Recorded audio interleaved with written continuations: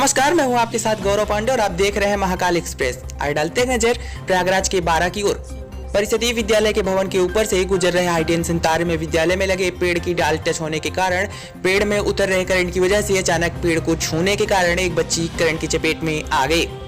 घटना 12 थाना क्षेत्र की प्राथमिक विद्यालय बवंदर की है, जहाँ पर विद्यालय में पढ़ने वाली एक छात्रा खेलते खेलते विद्यालय में लगे पेड़ को छू लिया। पेड़ को छूते ही बच्ची को तेज करंट का झटका लगा और वहीं बगल पर गिर पड़ी।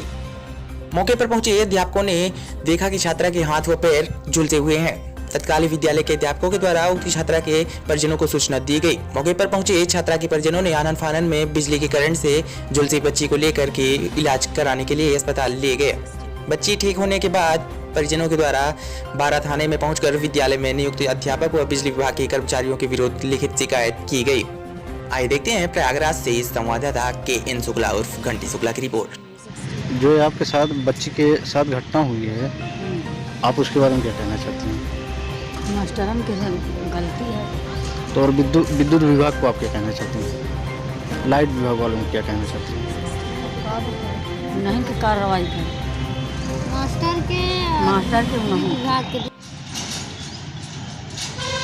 जो ये आपके साथ घटना हुई है आपके बच्चे के साथ, इसके बारे में आप क्या कहना चाहती हैं? किसकी लापरवाही है?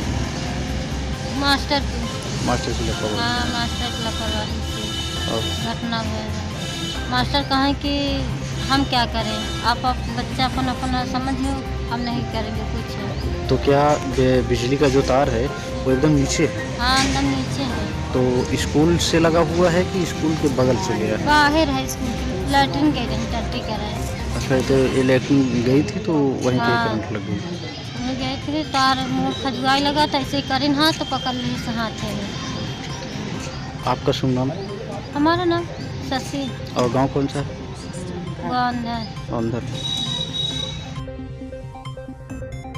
अगर आपने अभी तक हमारे चैनल को सब्सक्राइब नहीं किया है तो अभी सब्सक्राइब करें, ताकि हमारा नया वीडियो आने वाला आपको जल्द से जल्द मिल जाए। और हमारे बेल आइकन को टैप करना ना भूलें।